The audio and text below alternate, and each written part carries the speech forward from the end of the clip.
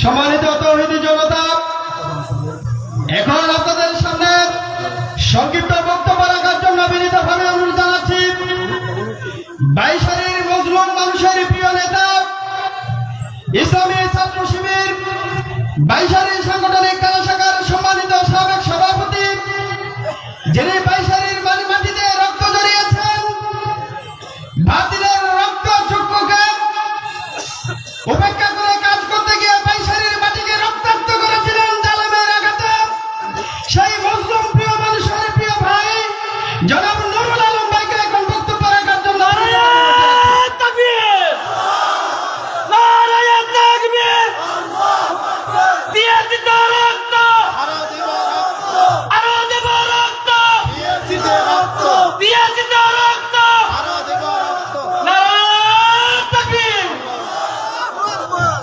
আসসালামু আলাইকুম ওয়া রাহমাতুল্লাহি ওয়া বারাকাতুহু।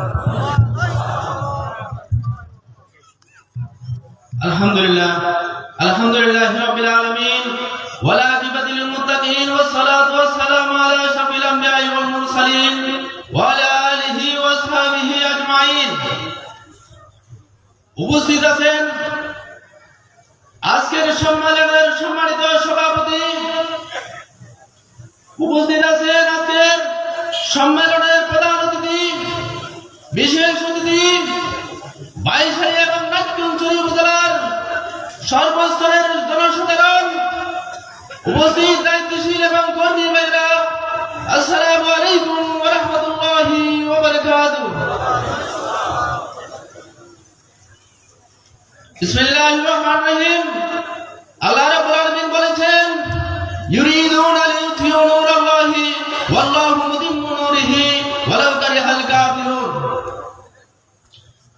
বাতিলরা যতই ষড়যন্ত্র করুক, যতই ইসলামকে দমিয়ে রাখার জন্য চেষ্টা করুক, কিন্তু আল্লাহ রাব্বুল আলামিন তার দ্বীনকে, তার নূরকে প্রজ্বলিত করবেন, এটাই তো আমরা লক্ষ্য করছি।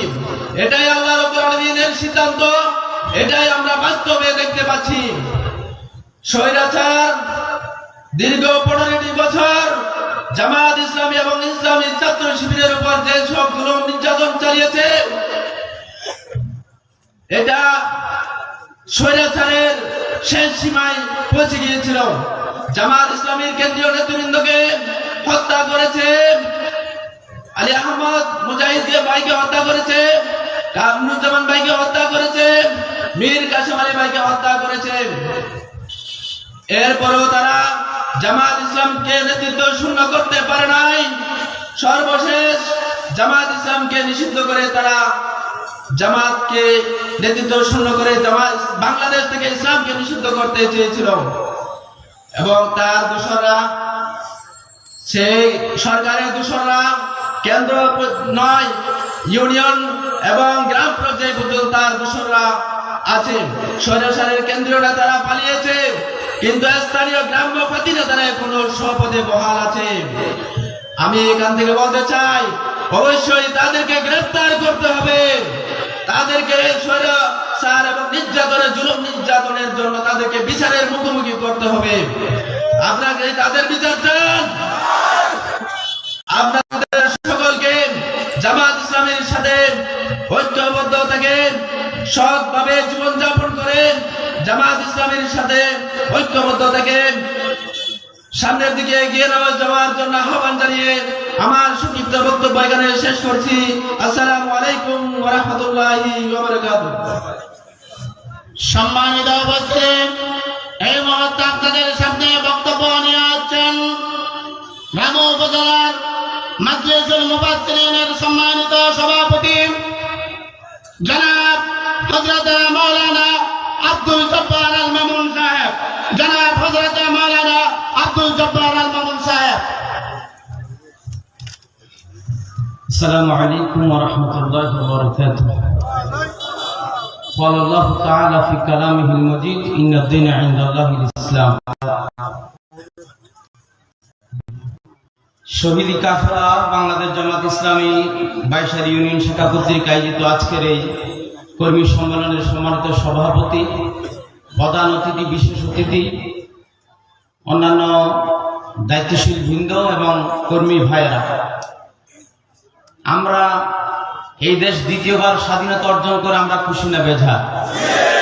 একটু চিল্লে ভালো লাগবে, খুশি না বেজা? আমাদের মধ্যে আমাদের একটা বদনাম দিয়েছিল, আমরা নাকি ছিলাম রাজাকার। সেই রাজাকার আল্লাহ পাক সুবহানাহু ওয়া তাআলা আমাদের গলার মালা করে দিয়েছে, ঠিক কিনা? সেই কথাটা আরেকবার বলতে চাই, তুমি কে আমি কে? আরো চিল্লাই বলি, তুমি কে আমি কে?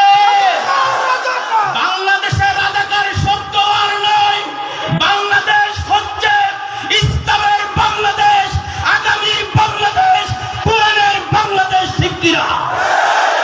বাইশালী এলাকার মানুষকে বলতে চাই, এই জমিন এই পৃথিবী আল্লাহর।